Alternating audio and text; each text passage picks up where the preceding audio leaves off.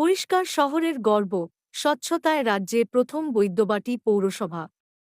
স্বচ্ছতা অভিযানে দুর্দান্ত সাফল্য।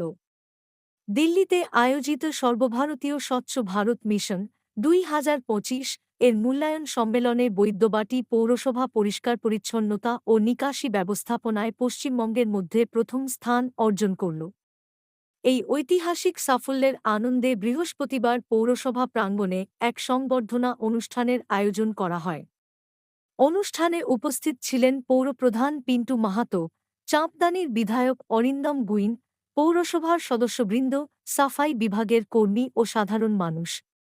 বক্তব্য রাখতে গিয়ে পৌরপ্রধান বলেন, এই সম্মান আমাদের সকলের সম্মিলিত পরিশ্রমের ফল। বিশেষ কৃতজ্ঞতা বিধায়ক, পৌরসভার কর্মী ও জনগণের প্রতি। ভবিষ্যতেও এই মান ধরে রাখতে উন্নত প্রযুক্তি, জনসচেতনতা ও পরিবেশবান্ধব উদ্যোগ নেওয়ার আশ্বাস দিয়েছে পৌরসভা। স্বচ্ছ শহর গড়ার পথে বৈদ্যবাটী এখন রাজ্যের পথ প্রদর্শক।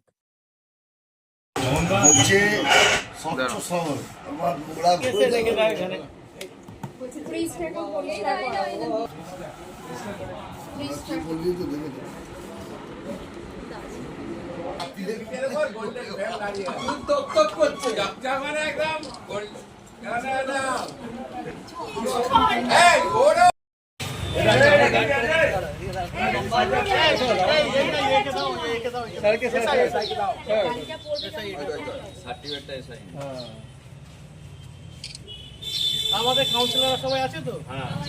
হ্যাঁ সবাই আছে। চলো পড়বে, চলো ঠিক আছে, চলো।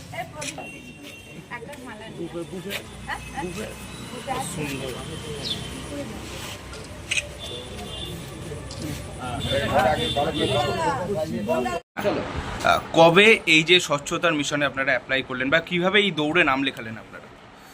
আমাদের এইটা একটা ধাপ আছে, যে বিভিন্ন ধাপ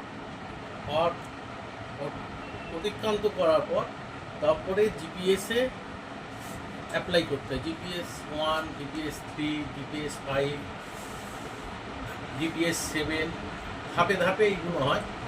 এইগুলো তো বিভিন্ন ক্যাটাগরি আছে, কাজের মাধ্যম আছে। সেই কাজগুলো ধাপগুলো অতিক্রান্ত করতে করতে আমরা জিপিএস 1 অ্যাপ্লাই, জিপিএস 3 করেছিলাম। জিপিএস 3 আমরা অ্যাপ্লাই করেছিলাম এবং পার্টিসিপেটও করেছিলাম। সেইখানে আমরা জিপিএস 1 পেয়েছি। 6 মাসের মধ্যেই জিপিএস 3 সার্ভে হবে। আমরা আজকেই দিল্লিতে অ্যাপ্লাই করে দিয়েছি জিপিএস 3। 6 মাসের মধ্যে জিপিএস 3 করব, আরও 6 মাসের পর জিপিএস 5। আমাদের টার্গেট হচ্ছে যে আমরা আজকে কেন্দ্রীয় মন্ত্রীর হাত থেকে পুরস্কার নিয়েছি। আমাদের সামনের বছর টার্গেট হচ্ছে বৈদ্যবাটী পৌরসভা পশ্চিমবঙ্গ সরকারের পক্ষ থেকে রাষ্ট্রপতির হাত থেকে জিপিএস 5 হয়ে পুরস্কার নেবে। এইটা আমাদের প্রধান লক্ষ্য। আশা রাখছি আমার এলাকাবাসী পূর্ণ সহযোগিতা পাবো। আমার কাউন্সিলররা যেভাবে পরিশ্রম করছে, আমার কর্মচারীরা যেভাবে পরিশ্রম করছে, এবং একজন বিধায়ক হয়ে অভিভাবকের মতন যেভাবে আমাদেরকে আগলে রেখেছে অরিন্দম গুইন, প্রতিটা পদক্ষেপে আর কি শুধু মন্ত্রীদের কাছে যাওয়া না, পৌরসভায় এসে আলোচনা করা। আমরাও জানাই বিধায়ককে, কারণ ওর অভিজ্ঞতা আছে। সত্যি কথা বলতে আমি 2010 সালে ভাইস চেয়ারম্যান থাকলেও কনজারভেন্সি ডিপার্টমেন্টে ইনচার্জ হচ্ছিল। সেই সময় RWNCর কাজ শুরু হয়েছিল। টোটালটাই ও সামনে থেকে নেতৃত্ব দিয়ে সেই কাজ পরিচালনা করেছিল। পরবর্তীকালে চেয়ারম্যান হয়ে সেই কাজ করেছে এবং সরকারি জায়গায় 2015 সাল থেকে বৈদ্যবাটী পৌরসভার একটা জায়গা স্থান আসতে শুরু করে রাজ্য সরকারের কাছে। এবং আমাদের যিনি ডাইরেক্টর, ডেপুটি ডাইরেক্টর ছিলেন জলি চৌধুরী, UDM এর ডেপুটি সেক্রেটারি, প্রচণ্ড সহযোগিতা করে আমাদের। ওই মানুষটাকে